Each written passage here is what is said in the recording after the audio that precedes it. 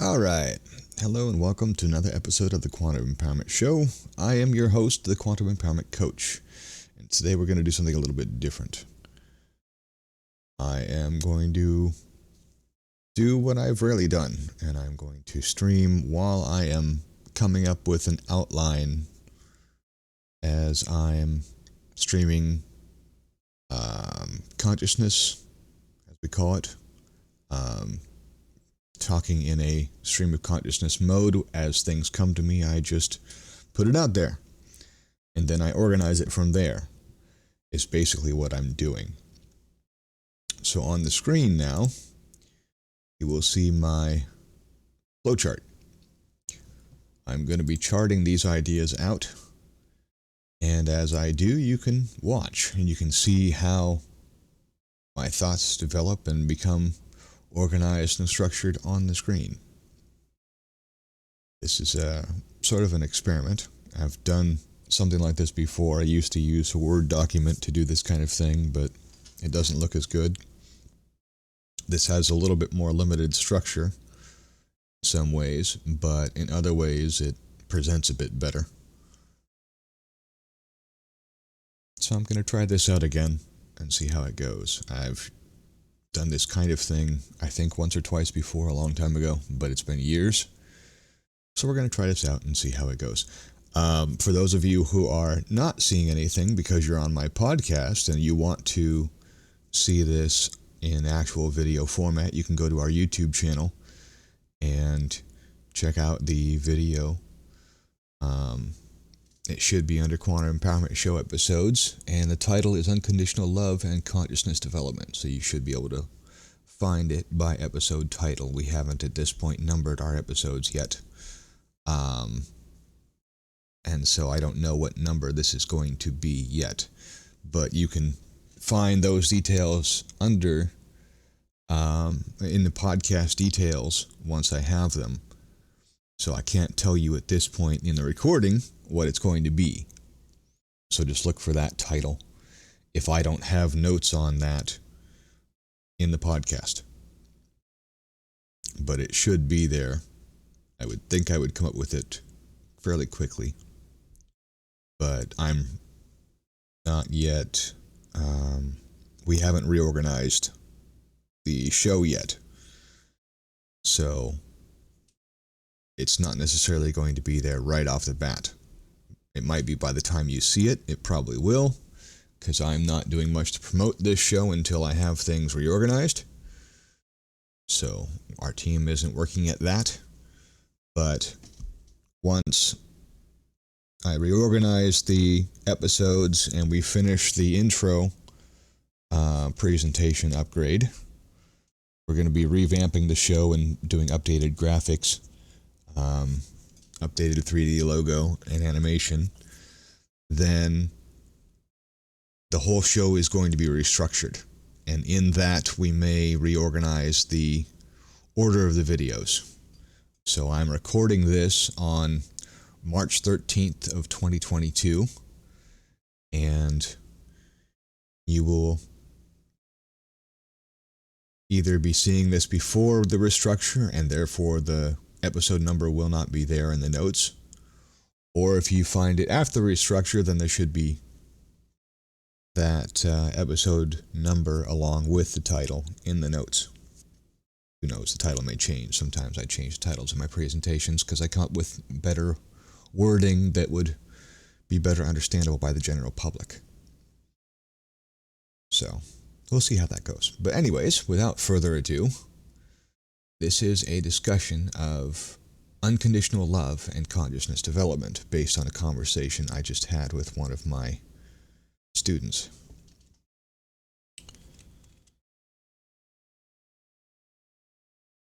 So I'm going to be reviewing my notes on that from that discussion as I go along, then going stream of consciousness from there. So the pacing of this could be a little different than what you're used to, a little slower than you're used to. And you may or may not enjoy that.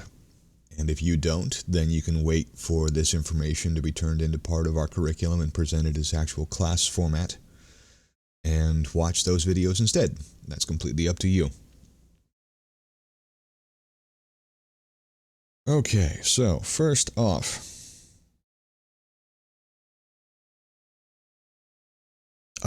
unconditional love does not require anything. That's why it's called unconditional.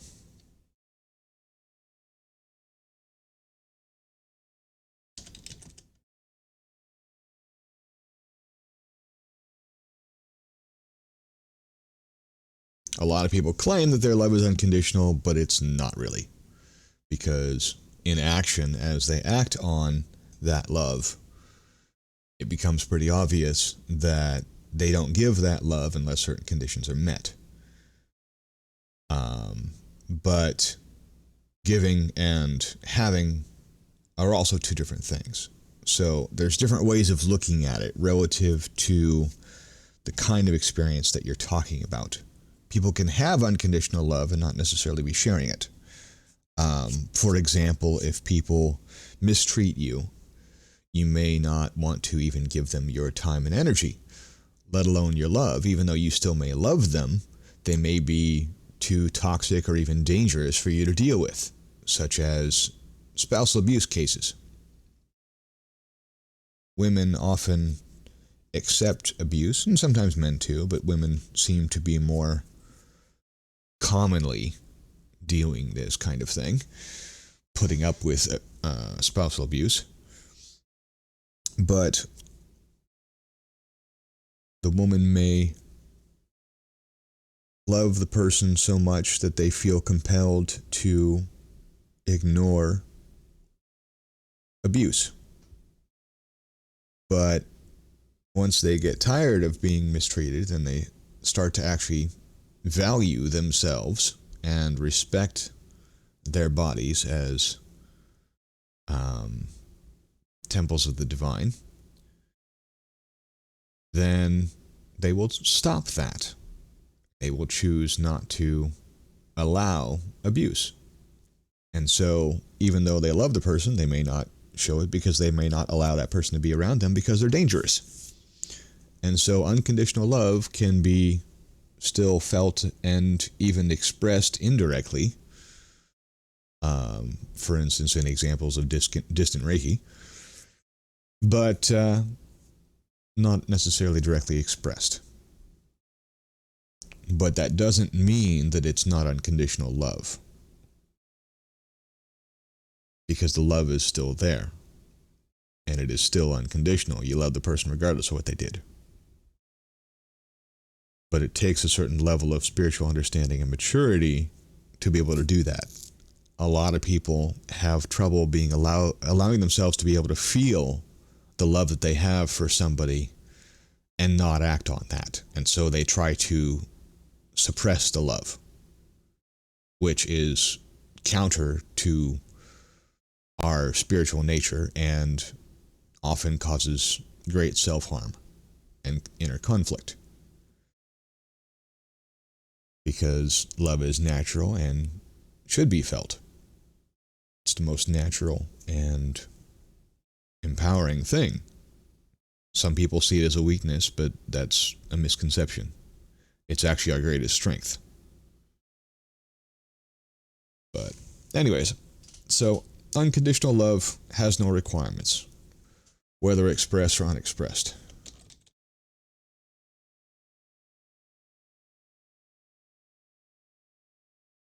Good. I have different mic settings that I'm using. It was picking up my clicking and typing, and now it's not. The adjustments I made are working good. All right. So, unconditional love. No requirements. But because of that, that also makes it difficult to understand. A lot of people ask the question, especially if they're aware of their own flaws, why someone loves them. But unconditional love is often without explanation.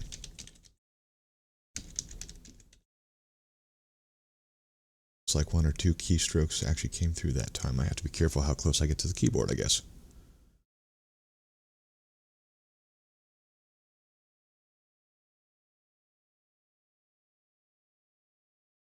because it's unconditional, it's often difficult to understand, even for the person experiencing it. So they may not be able to explain why they love somebody. They just feel what they feel, and that's all they understand. And that's okay. That's the level that they're on, and that's fine. But sometimes people can explain that. But people still may not understand it because it's beyond the mind. Unconditional love isn't based on the mind, and that's part of what makes it so hard to understand. Unconditional love is not a mental thing, it's a spiritual thing. And so there are no conditions required by the mind, and because it's not a mental thing, it's often very difficult to understand and explain.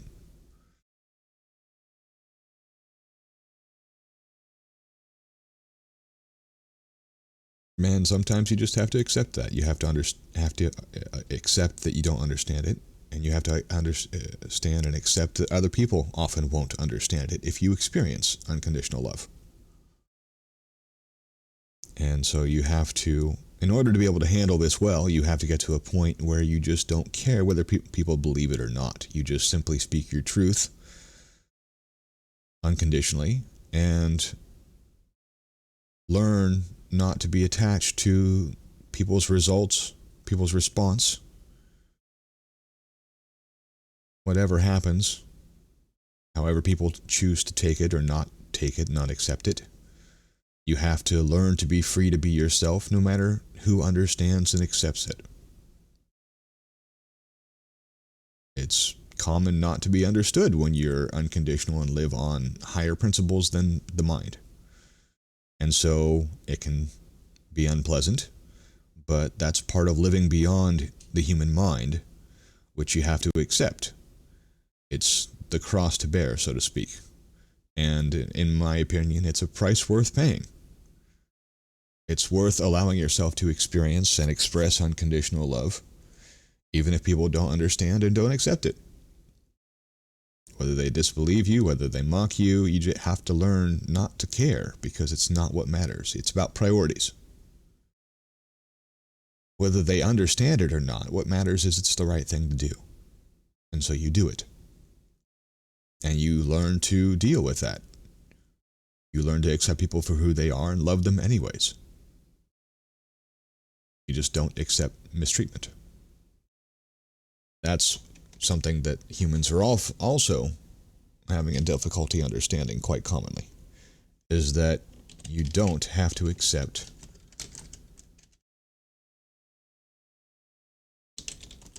mistreatment.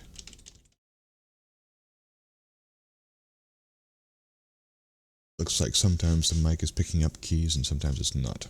I need to get another keyboard that's not so loud. One thing at a time. But maybe I'll edit that out if we have time.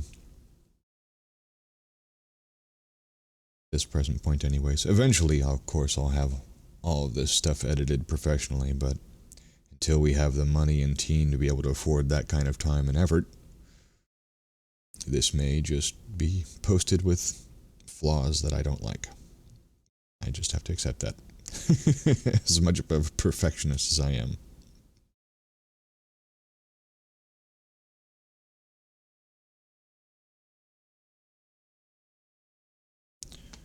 So, another thing to understand about unconditional love is the contrast.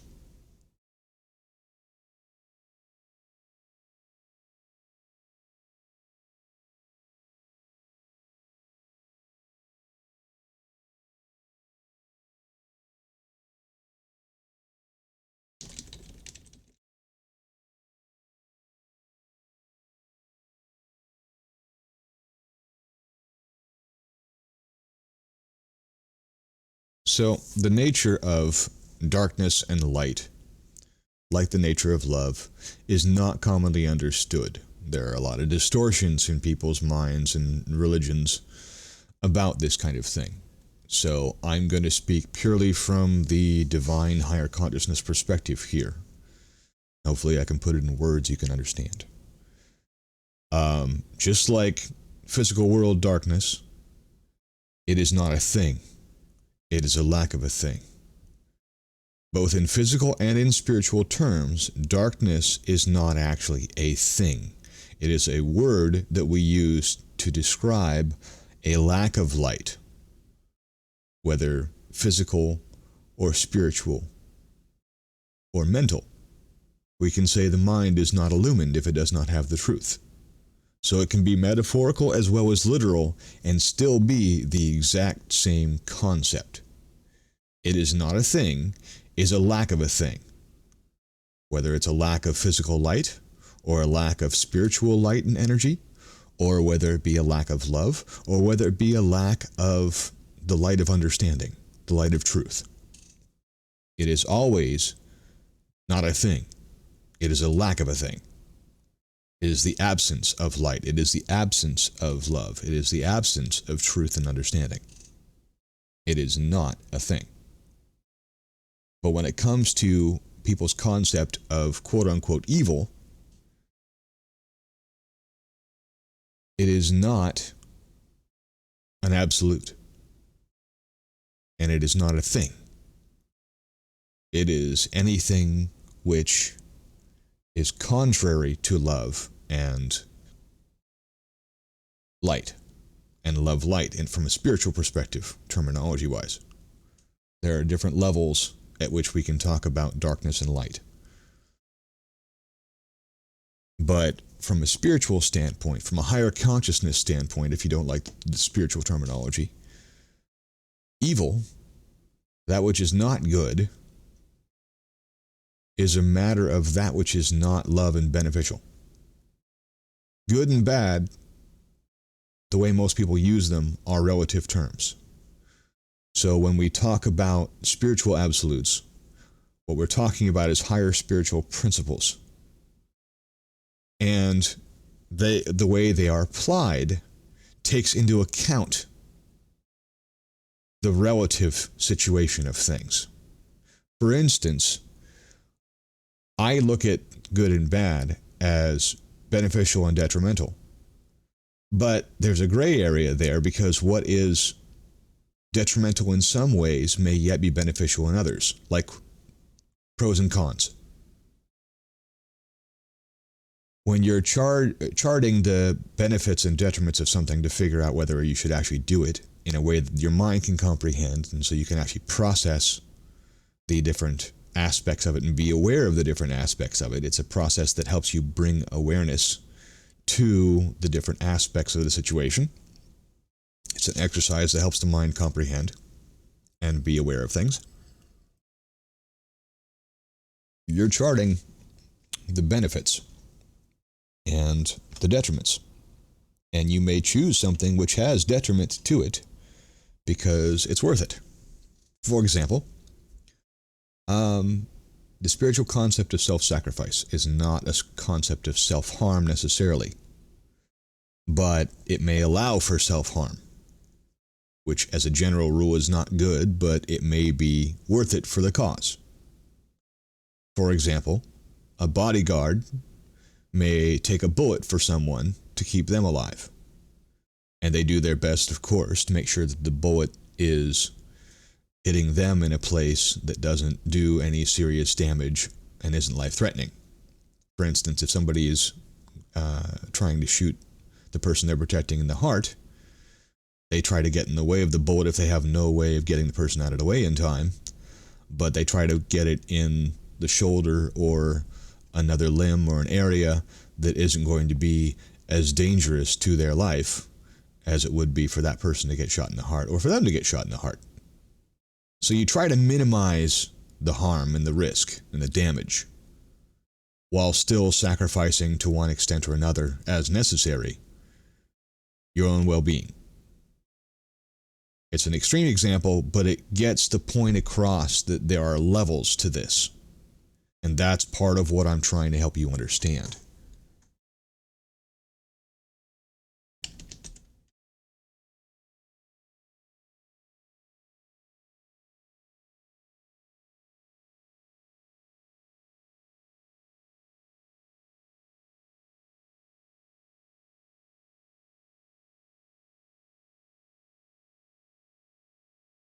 There are levels to self-sacrifice and the benefit versus harm perspective.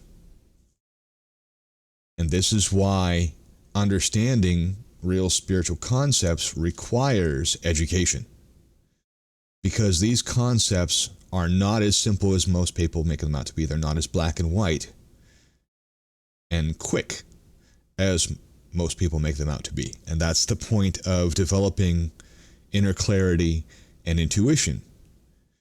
Because a lot of situations require you to act quickly. And in order to do that, you can't do a mental analysis.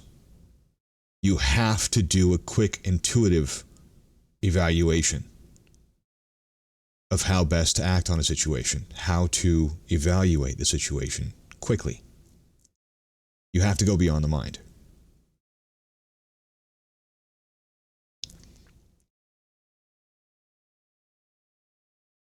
But when you have the time and a reason to do an analysis, there are deeper levels to this than most people think of that you have to be considered if you're going to fully understand and evaluate a situation and understand the principles involved. So, there are levels to self-sacrifice and benefit versus harm, and there are levels of light and darkness.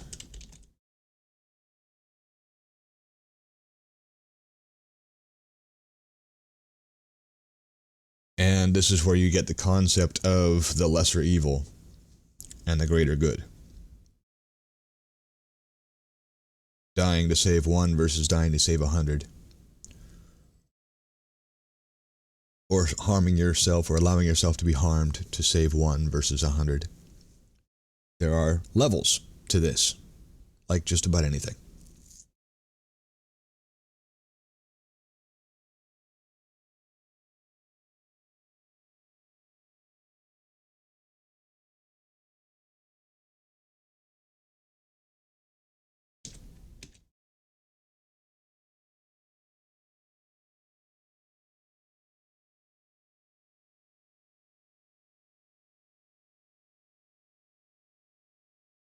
Reviewing my notes real quick. Give me a second.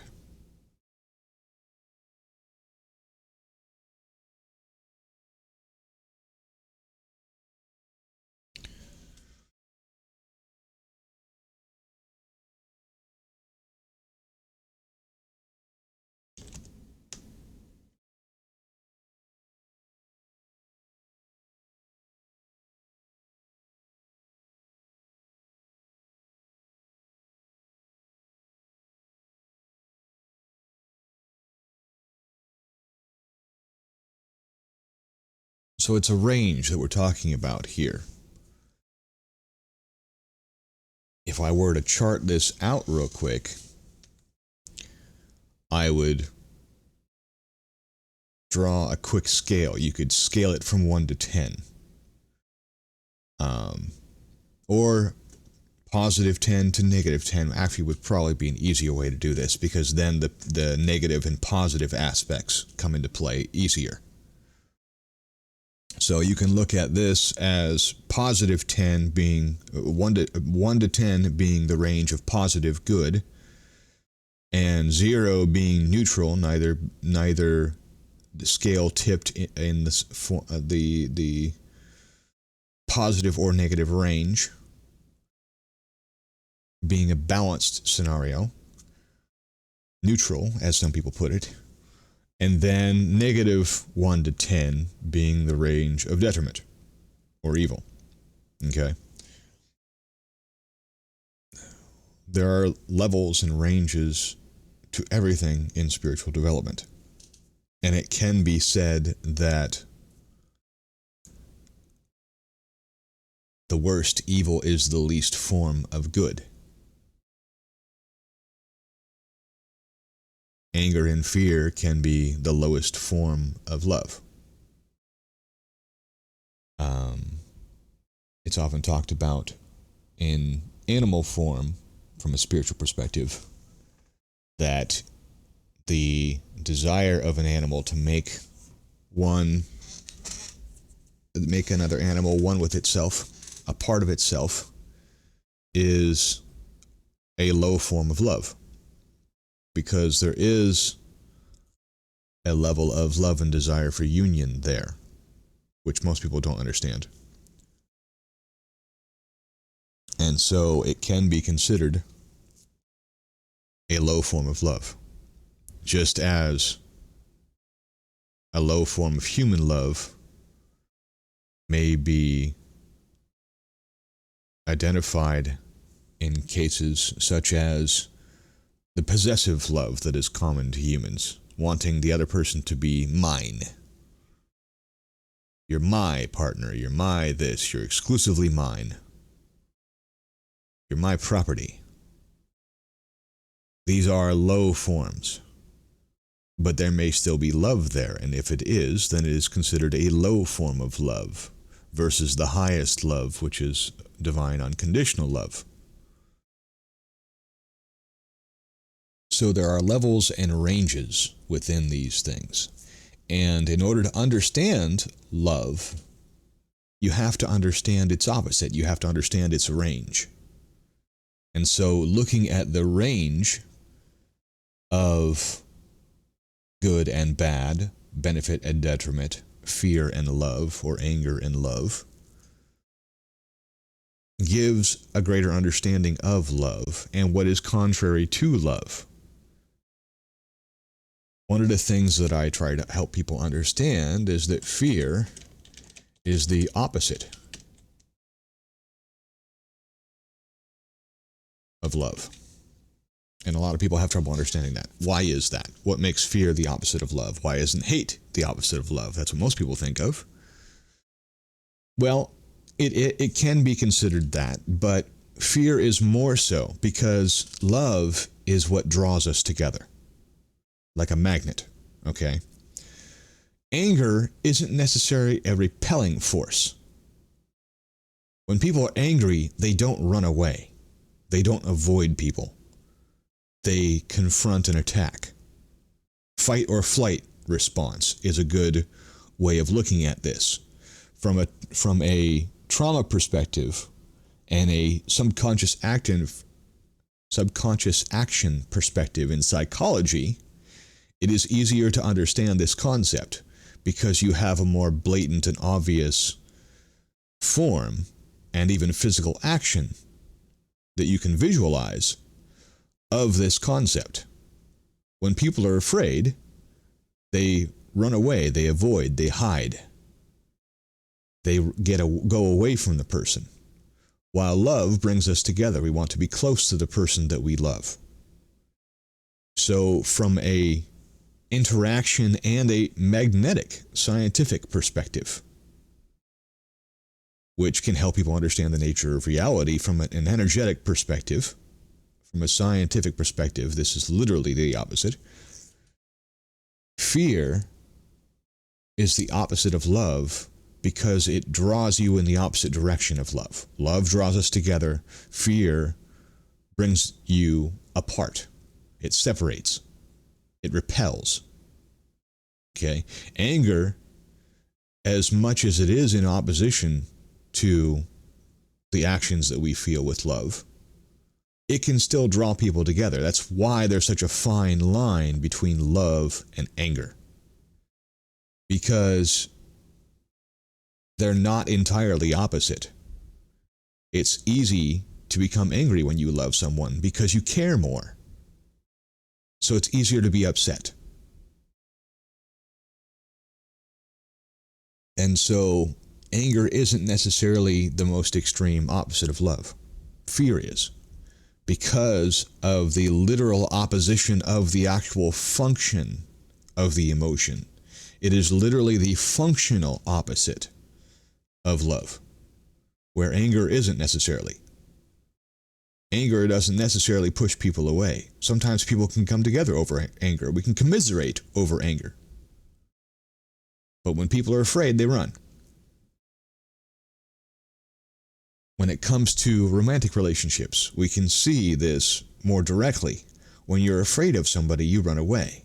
When a wife is afraid of her husband because he's trying to beat her, she runs away from him She hides, she avoids, and that separates them. Whereas if she gets angry, she isn't necessarily going away from the person, she might fight back. And so it doesn't necessarily take them apart in the same way. There can be, since she's still around, a hope of resolution and reconnection, but if she runs away and never gives him the chance to even contact her again, if there is no chance of interaction, there is no chance of recovery. There is no chance of healing and reconnection. The breach is maintained through fear. It is not necessarily maintained through anger.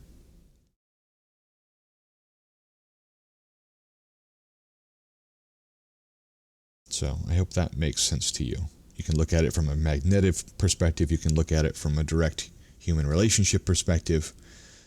But these are the more extreme circumstances that make these functions most obvious. But there is always a range.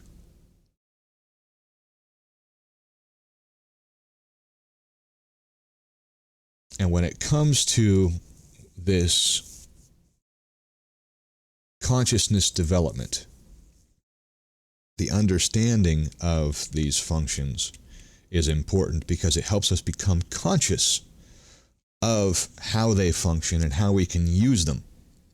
Just like I was talking about when it comes to anger not necessarily breaking relationships apart as much as fear will, because of the avoidance and the breach of connection that is created with fear that isn't necessarily always created with anger.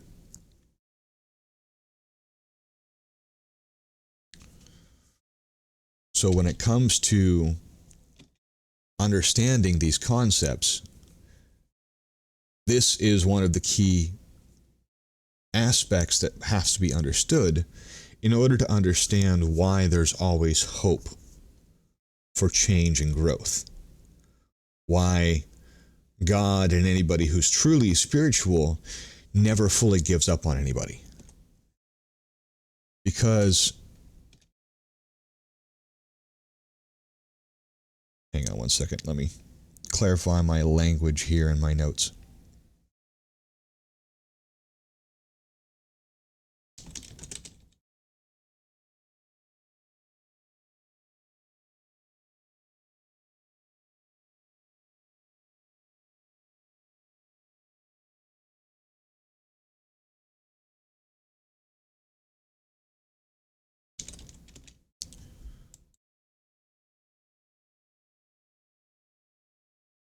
Let's see.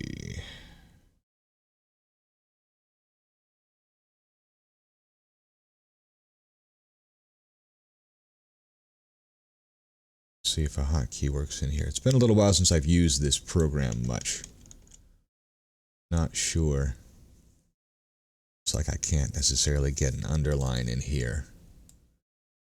Not seeing options for changing the font properties, fortunately. Line options, but there's not necessarily... Oh, here we go. Wait a minute. Text options. Here we go. So it doesn't seem to have underline, but it does have bold and italic. But it didn't work on just what I selected.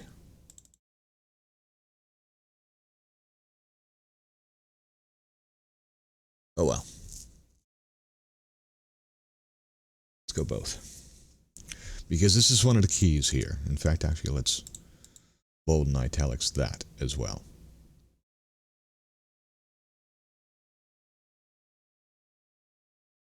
Some of the prime key points.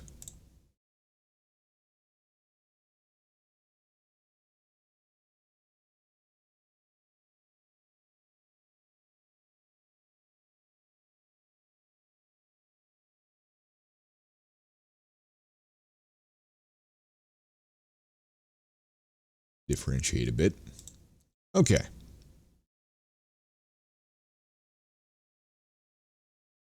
So, we are what we choose to be. A lot of people especially when making excuses for their bad behaviors and habits and emotional baggage, projection, and other sort of habitual bad behaviors. They say, this is just who I am. You have to accept me for who I am. And that's a total lie.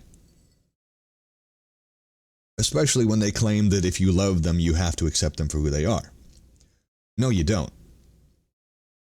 You can love them for who they are as a soul without accepting mistreatment and accepting them into your life if they are not safe.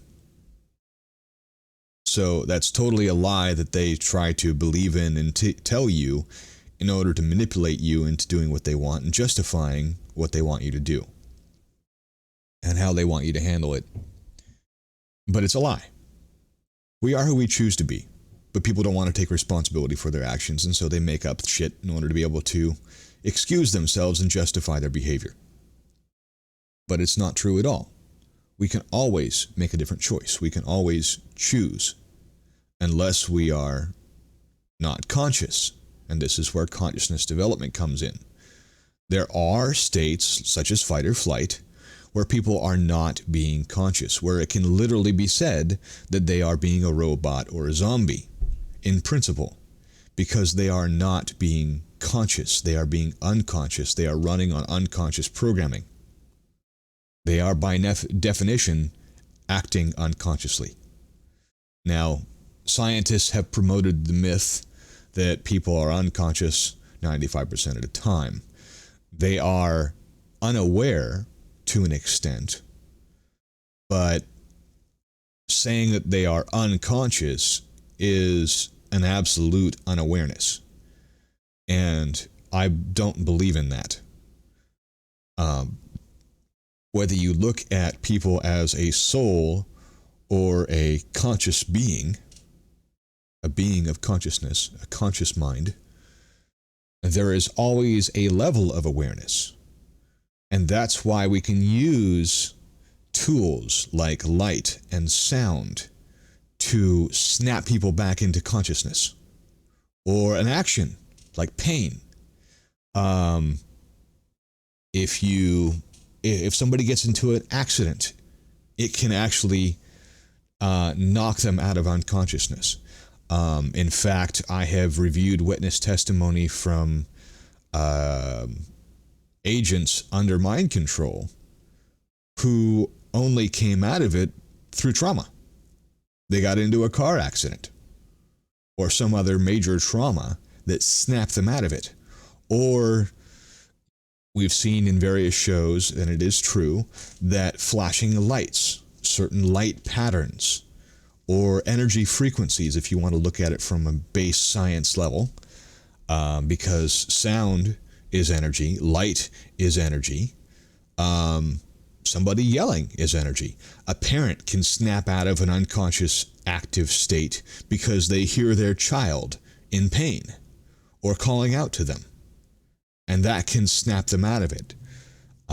Pulling on the heartstrings, as some people call it. Also music soothes the savage beast. This has been scientifically proven. It's not just a spiritual claim. It's not just some made-up idea. It's actually scientifically proven to be true. And this, too, has an element of energy science to it. But it also has an element that proves that we are always conscious to some extent. We just aren't always acting consciously. But because we are always actively aware, when we are in the physical world and aware of the physical body, obviously sleeping is not the same thing as what we're talking about. This is a relative example that we're talking about. We're talking normal human life here, not unconsciousness. But if we are awake and aware and acting consciously, and not sleeping or sleepwalking, there is a level of awareness. But even an example of sleep, one can be brought out of sleep through stimulating the consciousness.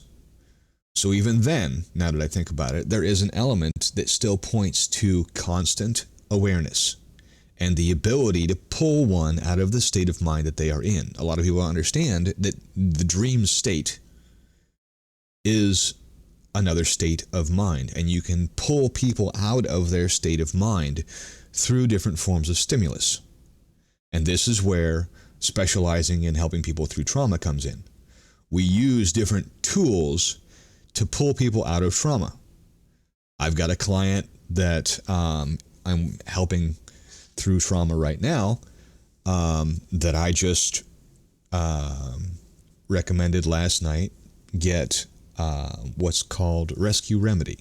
It's a flower essence formula that has been proven so effective that even EMTs use it to help trauma victims.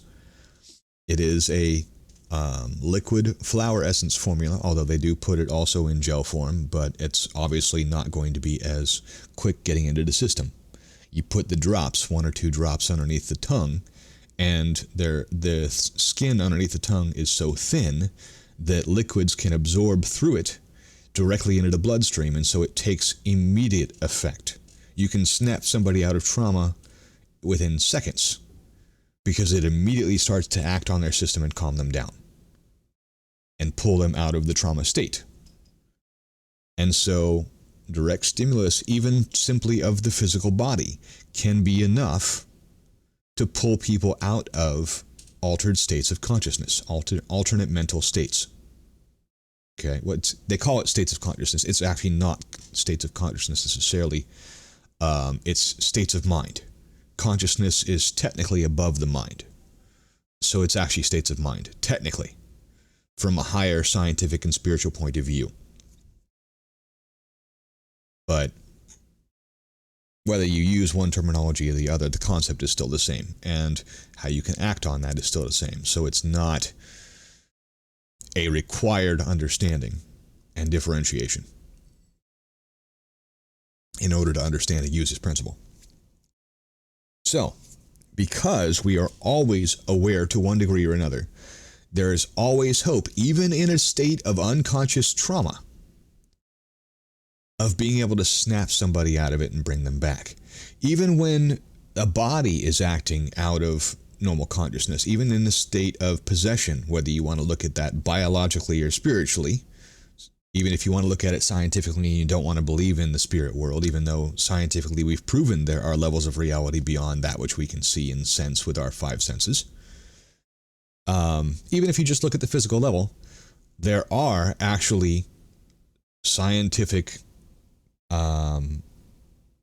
proven situations of what you might call mind control in science, where the body is literally hijacked. There are known parasites that will take over an ant's brain or a crab's brain and force it to do things, and it will do them even though it is harmful to it, because the brain has been overridden. There is literal mind control going on. But even in that, if you can snap the brain out of its state using, again, different kinds of stimulus, the awareness will take back over and reassert itself. It's just a matter of interrupting the state of mind of the being. And so there's always hope for recovery. It's just a question of whether or not you have time to actually do what it would take to bring somebody out of it. Sometimes you don't. Sometimes you just have to knock somebody out or kill them in order to avoid being seriously harmed or killed. That's just the way life is sometimes, based on the circumstances that we have created. There is no victim situation in reality. Everything is cause and effect. Everything is created on both sides. There are no coincidences. Everything's a setup, whether we want to believe that or not. Everything has a cause. So, from a spiritual perspective, there are no victims. There are only learning opportunities. So, we are who we choose to be, and therefore there is always hope of change. We say, from a mental perspective, that we are what we repeatedly do. But that's a habit. And that's unconscious programming. So there's always hope of change because we can do something else. We can break the pattern. We can break the habit. So there's always hope because there is always an option for a different choice.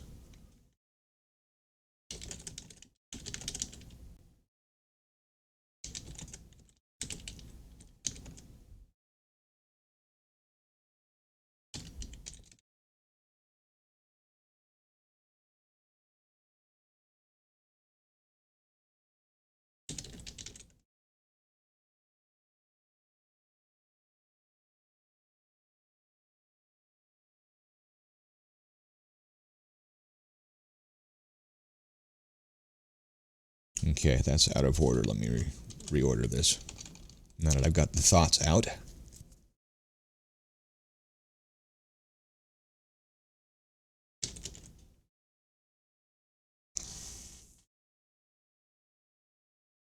So, there's always an option for better choice, and thereby a conscious override of that pattern. But, again, it requires a higher level of understanding and consciousness. If you are not consciously aware of the higher principle involved, you won't make the better choice. Does that make sense? You always have to have a higher understanding. Like Einstein said, you cannot solve a problem from the same level of consciousness at which it was developed. You have to make a higher awareness choice. You have to be aware of higher principles in order to make a higher and better choice. And there is a literal higher here. Just like from the perspective of emotion, there are high and low emotions. The claim that there's no such thing as negative and positive emotions is literally a scientific fallacy. Scientifically speaking, there is an energetic frequency to every thought and emotion that is measurable. And so we can measure whether a thought is negative or positive based on the frequency range it falls into. There's a book that I have, a scientific book called Power versus Force, written by actual scientists, PhD. And there is an actual chart that I use in my training classes with my students in which I go over these different frequencies and the emotions that correlate with that and the thought processes that correlate with that. There are literally higher and lower thoughts and emotions from a purely scientific perspective. It doesn't have to be based on any spiritual principle. You can do this purely by science now because we have the science to back it up. These things are now measurable with the technology we've developed over the last century that can measure energy. Because everything is energy, everything has a frequency level and range. And therefore, if we have the technology sensitive enough to that level of energy, we can measure it accurately and gauge it. And we can classify whether it is a high or low. And so therefore, the understanding of this as a high or low is not a theory. It is not relative to your belief and perspective. It is a literal scientific fact that anybody who has the scientific instrumentation and can measure it can verify. And even if you don't have the scientific technology, if you have a level of conscious awareness that allows you to experience that range of frequencies, whether visually or through feeling, whether you can see it or feel it or hear it, there are different forms of classification of senses of energy, but it's all energy. And however you experience that energy, whether it's a feeling or whether it's a sound or whether it's a color, some people see music, there is a frequency range that is identifiable by those who are aware of it. And these things are measurable and verifiable as not being relative, but being very definitively positive and negative, higher and lower. That is a scientific fact. These things are not relative. Anybody who tells you that truth is relative or that good and bad are relative is either totally full of shit or they're speaking from vague surface level terminology, because ultimately all of this has a frequency and is verifiable. Now, the only exception to that is when you're looking at things philosophically from the perspective of beneficial versus detrimental. Because things that are detrimental can still be beneficial and therefore still good for you even though they're unpleasant. For example, teaching your kids. You can tell a kid 100 times to keep his hands away from a hot oven, but it can still be beneficial for him to suffer the pain of burning himself. It can still be good for him to burn himself if he refuses to listen and learn from his parents. There are two ways to learn, and this is the next point.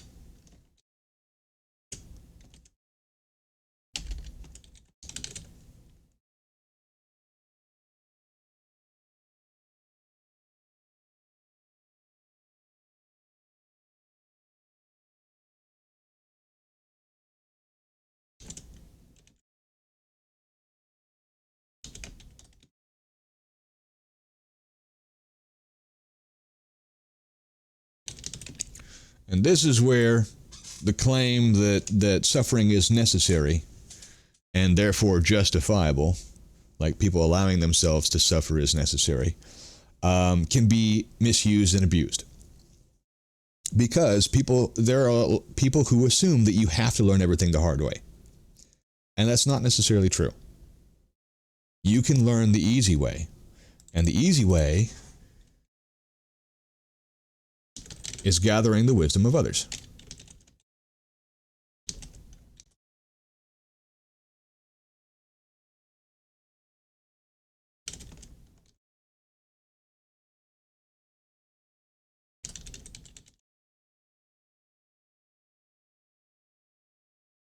This is where the difference between knowledge and wisdom comes into play. A lot of people don't know the difference. So let me make that clear.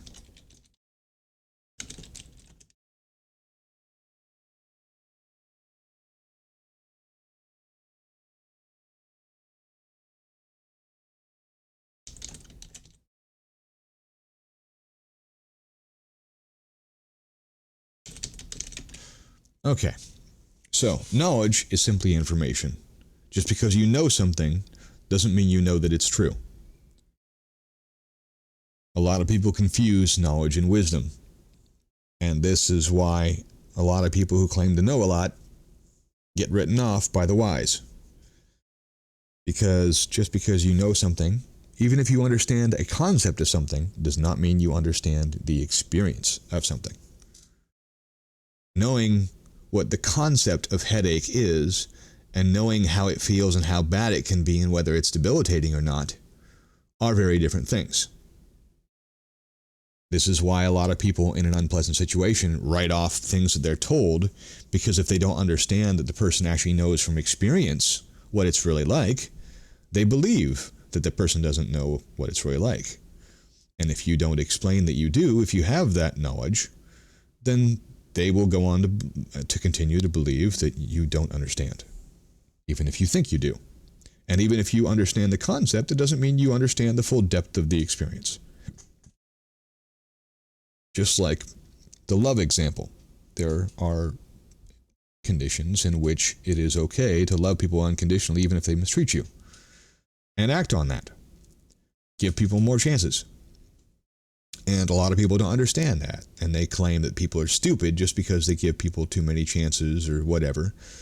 But sometimes we're divinely guided to do that because it's what people need to get to a certain point to where they finally change.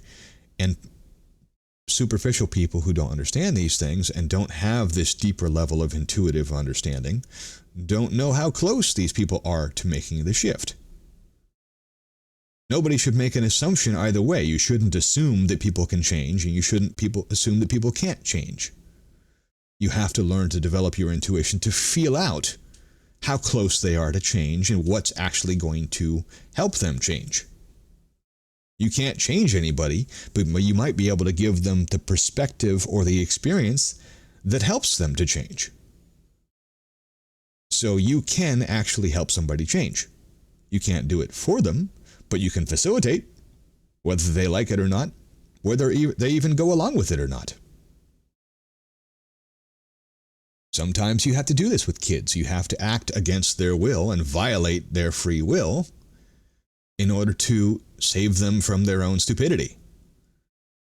If they want to run out into the street whenever they feel like it, even when there are cars there, sometimes you have to stop them by whatever means necessary and even cause them pain and suffering in order to teach them and help them understand that they shouldn't do that.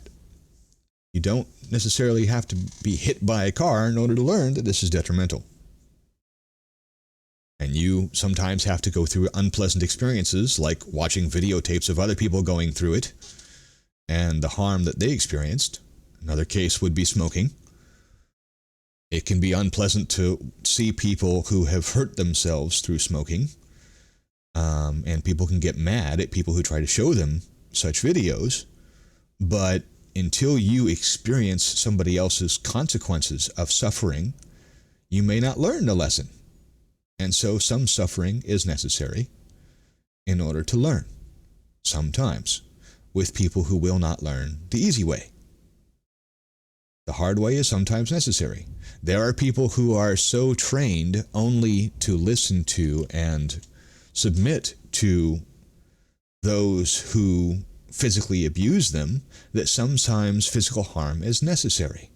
There are bullies that will not stop until somebody beats them up or otherwise physically harms them to an extent that makes them admit to themselves that what they're doing isn't working and they need to stop and find another way. That's just the way some people work. That's the way they're programmed to work sometimes, and you have to do it sometimes. As much as people love to say that nonviolence is the only way, they're full of crap. Sometimes violence is the only way. And especially when it comes to defense of oneself or others, sometimes violence is necessary. Nonviolence doesn't always work. Gandhi believed in nonviolence a little too much, and he didn't listen when he was warned that he needed to get out of the position he was in, that he wasn't going to be able to accomplish what he wanted. People weren't ready. He refused to listen, and so he died for it. He didn't have to. He had another choice. But he chose to continue down the path of beating his head against a brick wall when people weren't ready, and his nonviolent policies failed him. And he died for it. He died for his mistake. Most people don't know that, and they won't understand that because they don't know the story of what really happened and the choice that he was given, the warning that he was given, and that's okay. But there's always another option. There are always at least two ways to do things, and that is included in learning. We can learn from those who have the wisdom and experience and choose not to go through something. We can choose not to cause ourselves needless suffering. If we can learn the lesson another way, the suffering is not necessary. However, if you choose to be somebody who helps people, there are unusual learnings that are necessary, and some level of suffering is necessary for you relative to your choice to help people. Because sometimes until they see the pain on your face that you have suffered from the experience, people will not believe that you understand what they're going through, and you know how to help them. And so if you want to be able to help those people, you have to experience the pain. And so those of us who choose that road of helping people that are in more extreme situations and more extremely resistant to help, you have to go that extra mile and experience the suffering in order to be able to prove that you have the experience to justify the belief in your wisdom. But you don't have to learn that way. There are just some people who are stupid and stubborn and choose that road. Demand that from other people. They refuse to listen to anybody who doesn't have the pain and suffering that they have experienced because they don't want to believe that anybody can actually understand it without experiencing it and be able to help them. And you can learn to help other people by learning from other people who have the experience and have accomplished what you're trying to accomplish, how to accomplish something. You don't have to cut your hand open on a saw to learn how not to cut your hand open. You can learn how to be safe from somebody else who's hurt themselves and figured out how not to. It is not the only way.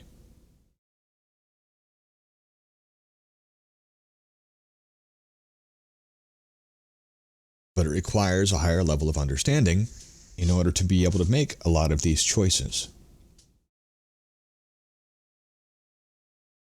And sometimes you have to be patient with somebody, and sometimes you don't. Sometimes they're not going to be learning anytime soon, and you can't help them. And you have to let that go.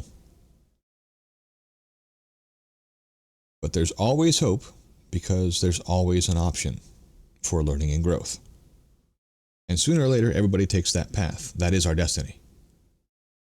We are all destined to take the higher road, the narrow road, whatever you want to call it, to higher spiritual understanding and growth, learning the actual science of reality and how it really works, even if people don't understand it and classify it as spiritual and even classify it as made up. That's the lie they want to tell themselves in order to justify not actually looking at the real evidence and the real science behind this stuff.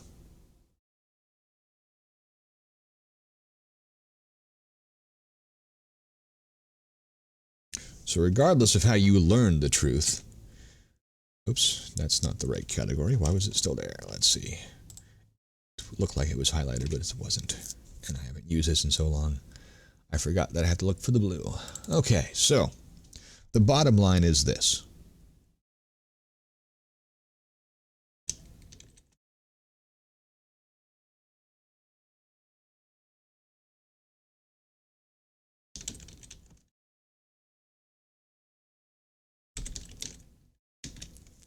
Higher truth is required, but how we learn it is our choice. We can choose to learn the easy way, or we can use the hard way, the higher or the lower.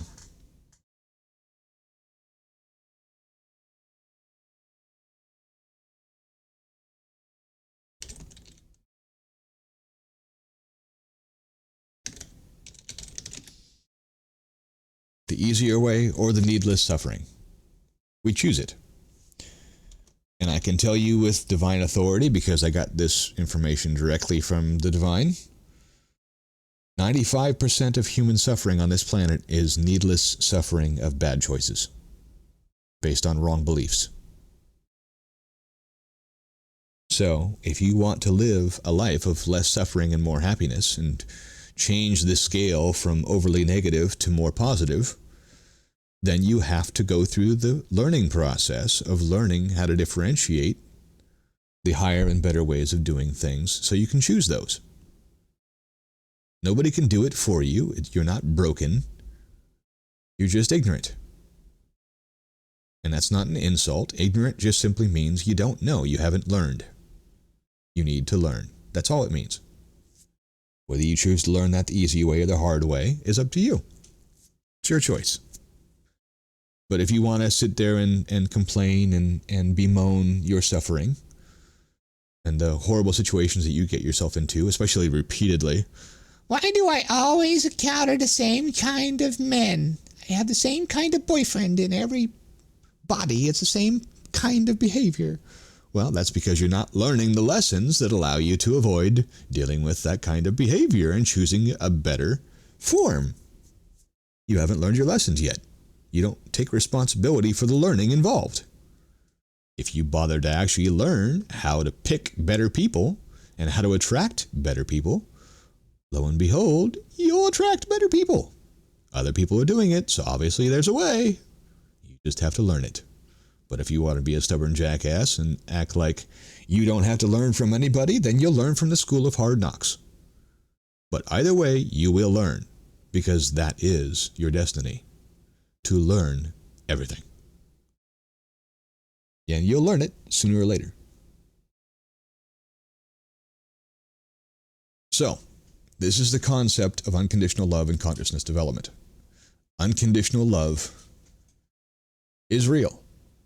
It requires nothing.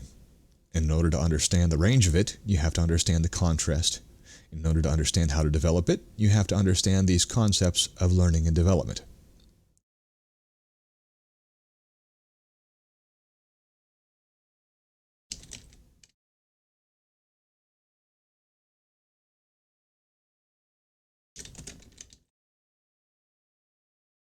Now, this is easy to misunderstand. So I'm going to read this and then I'm going to explain it. Love is learned from those who have it. Now, those who think of love as a concept or an emotion won't understand this. That's a limited perception of the term love and the concept of love. What I'm talking about here is not learning an emotion. It is learning to achieve higher levels of love experience. So I could reword this a little bit and say that higher love is learned from those who have it. And this is not an intellectual learning. When I say learned, I do not speak intellectually. I am not talking about the mind here. You learn through experience. That experience does not have to be mental. You may learn the concept of unconditional love by observing it, but you only understand what it is and how to be in that state by being around people who are in that state and learning to experience that state by experiencing it through them. And you only learn how to act unconditionally by learning to remove the artificial conditions in your head that you have artificially created as requirements for love and allowed to get in the way of love. So there is learning involved here, and it can only be learned by somebody who has achieved that learning.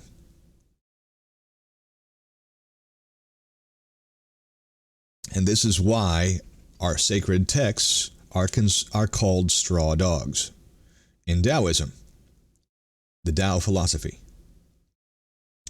Because the way of learning is not mental.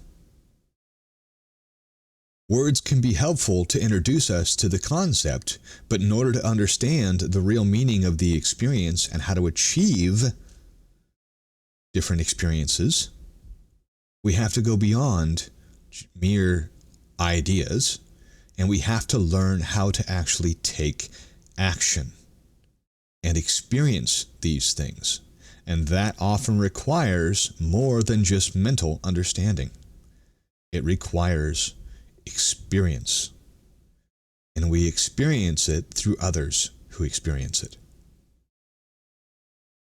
Whether you want to call it higher consciousness or unconditional love or higher light, it's all the same concept. It's all the same scientific principle and function. It must be learned. In order to go from lower to higher, you must learn through experience. Now, that being said, this does not have to be an outward experience.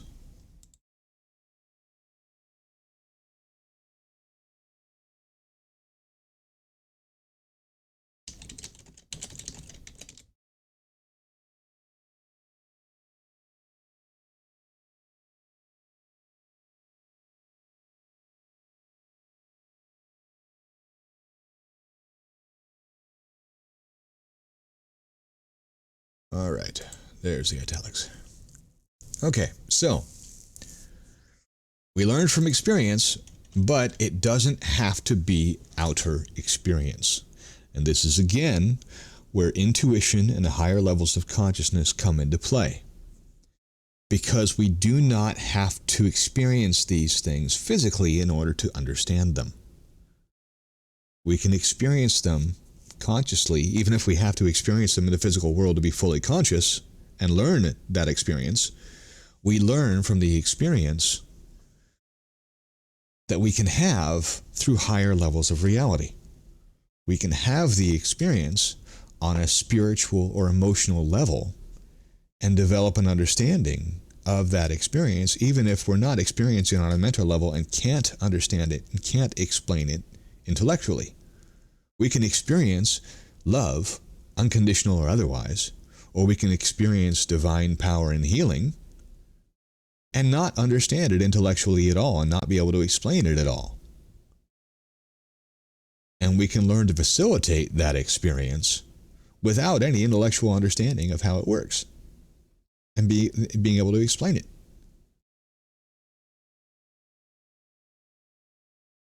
So, these learning experiences do not have to be mental and they do not have to be physical. There is more to experience than just the physical and the mental. And this is where the understanding of the three worlds and the energy science of reality comes into play. We can experience it beyond the mental and beyond the physical. There is another dimension of experience and learning. And it, frankly, is often more powerful. What we believe is often irrelevant very quickly once we experience something. Once somebody experiences the divine, the question of whether or not there is such a thing as the divine goes out the window, as does their beliefs on the matter. You can't ask somebody if they believe in God and expect a belief answer of yes or no when they have experienced God. Once you have experience of God, belief doesn't even exist. It's irrelevant. Belief is a lower level of information and function. Those who function on belief are those who do not know from experience. Once you have the truth of experience, belief is irrelevant.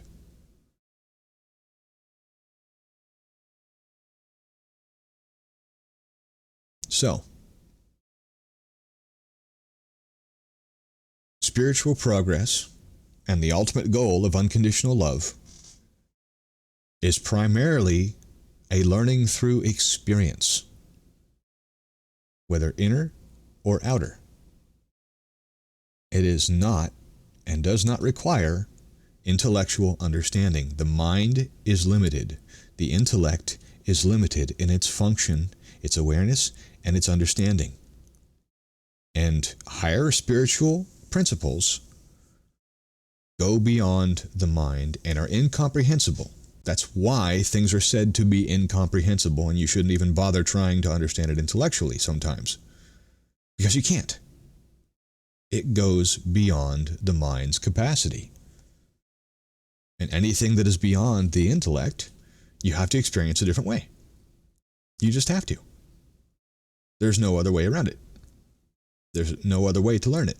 You have to experience it. And until you experience something, you don't know the truth of it. You may have rumors and theories that have been given to you that you believe in, and those can even limit your ability to experience realities because your belief can restrict your experience of it. You can filter your experience. You can block your experience. You can block the energy if you don't believe in it. Now, in the case of curses, this could be a good thing. But when it comes to blessings, it's a bad thing. If you don't believe in blessings or curses, then, yeah, you block the ability to be cursed, as a general rule, though energetically it could be overridden potentially. But you also block the ability to accept blessings and love. If you don't believe in love, you block the ability to experience and allow yourself to experience love. And somebody really, really powerful has to come along and blow you out of the water in order for you to experience love. There are things that are so strong that they can override our blocks. The divine being one of them, of course, because it's the source of all things. It's more powerful than anything else. And it has the authority to do so because it is you. You are an extension of it. When Jesus says, I am the vine and ye are the branches, this is not an intellectual, theoretical, metaphorical thing. It is a literal reality. As science is now proving, everything is connected, nothing is separate, and it's all an interconnected unity. The oneness of life is now a scientifically proven fact. There is no separation. All separation is illusory. The truth of things, even in a worldly sense, is a truth of oneness. Unity is the only reality. Apparent separation is only imaginary. But even from a scientific perspective, everything has been proven to be one interconnected flow of energy and information. It's all a flow.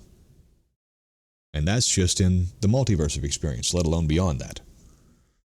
But we're talking about things, and by definition, things are a matter of the thing-verse. The universe, multiverse of substance.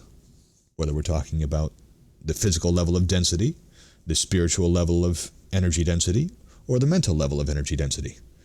It's all energy and density. It's all things. We have to go beyond the worlds of things in order to experience the divine fully. The ultimate reality. But that's probably way far advanced for you, so you don't need to worry about that. Just focus on your next step. The higher truth for you, the higher experience for you. So, that is a basic introduction and overview of unconditional love and consciousness development and how these concepts are actually interrelated. They are not separate. The spiritual path, the path of consciousness development, is the path of unconditional love. The highest truth of reality is unconditional love because the highest and deepest truth and level of reality is unconditional love. The energy of reality itself, at its essence, is unconditional love, and everything else is just piled on top artificially and gets in the way. An overcomplication, if you will. And so returning to source requires debugging the system. To put it in scientific, technological terms that people can understand easily. If you look at the mind as simply a software, then you can understand that it needs updates and overrides, and it can be buggy, and you have to clear the bugs out of the system, the viruses, the infections. Ideas infect the mind and restrict your function the same way physical illness does, because it's all the same thing on different levels.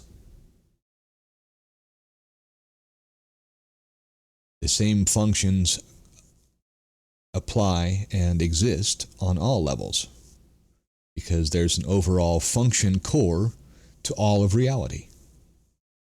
And so the same principles apply on all levels, if they are core principles. When we're talking about the energetic nature of reality, the holographic nature of reality being nothing but energy and information program, whether you want to look at it as a software program or as the divine dream, the imagined ideas that are being made into reality through the energetic hologram, either way, the concept is the same. In order to achieve higher levels of energy and information, you have to upgrade your energy frequency and information. And that can require debugging, removing negative energy blocks, removing blocks in the mental code in order to be able to experience these higher levels of energy and information. It's that simple. It doesn't have to be understood using spiritual terminology.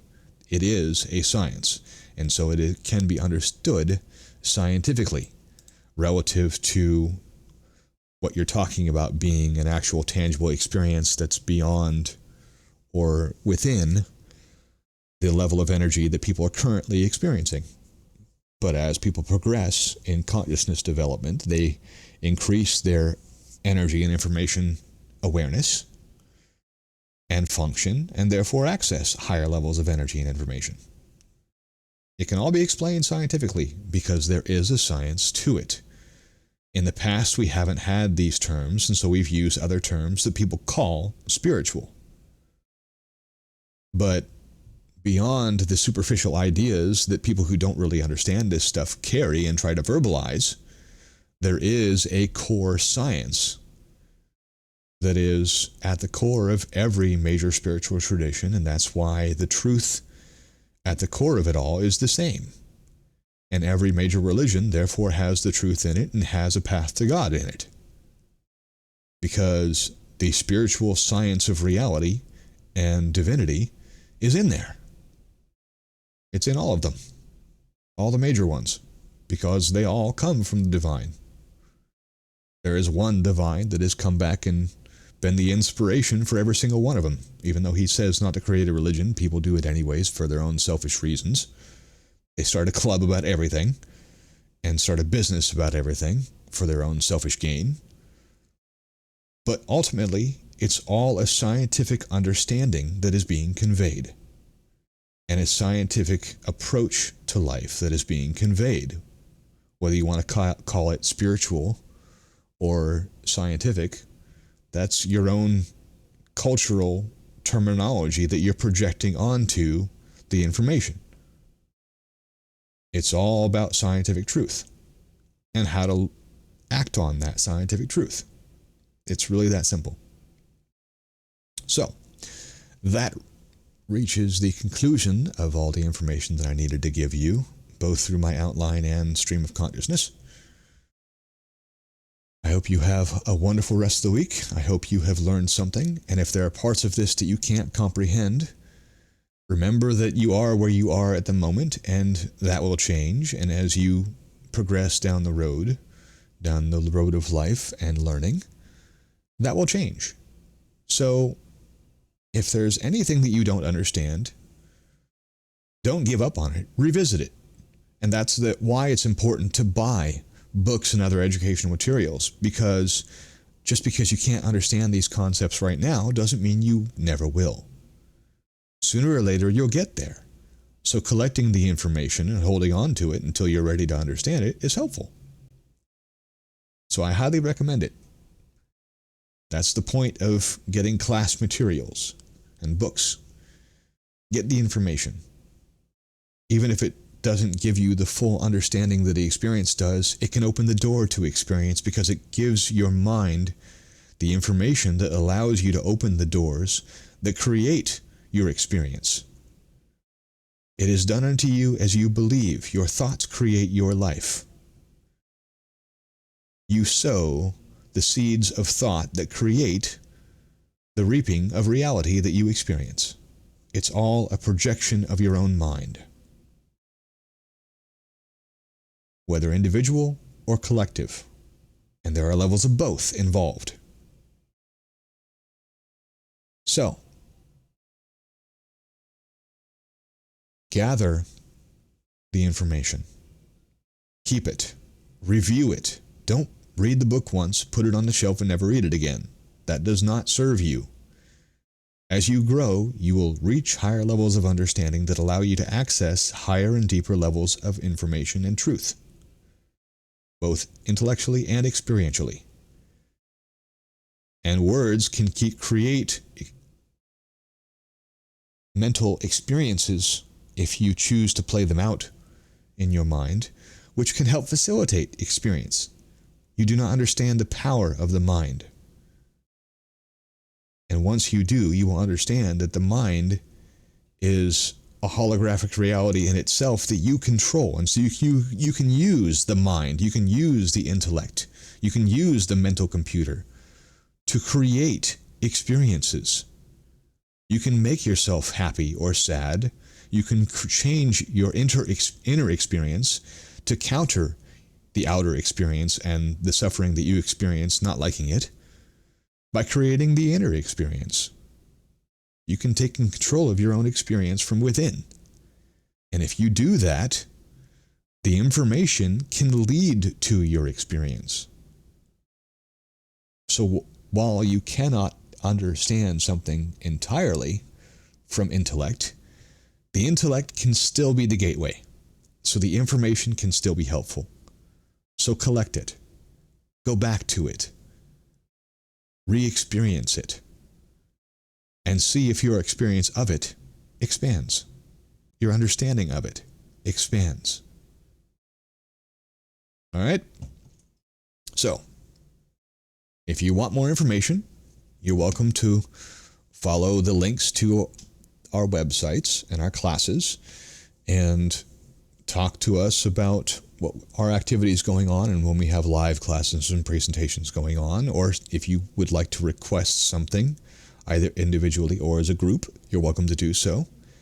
And we might be willing to do a live experience for you, whether individually or a group. All right? There are lots of options. So, if you're interested in going deeper, you have options. Explore them. Until then, I wish you a wonderful rest of the week and a wonderful life. Namaste.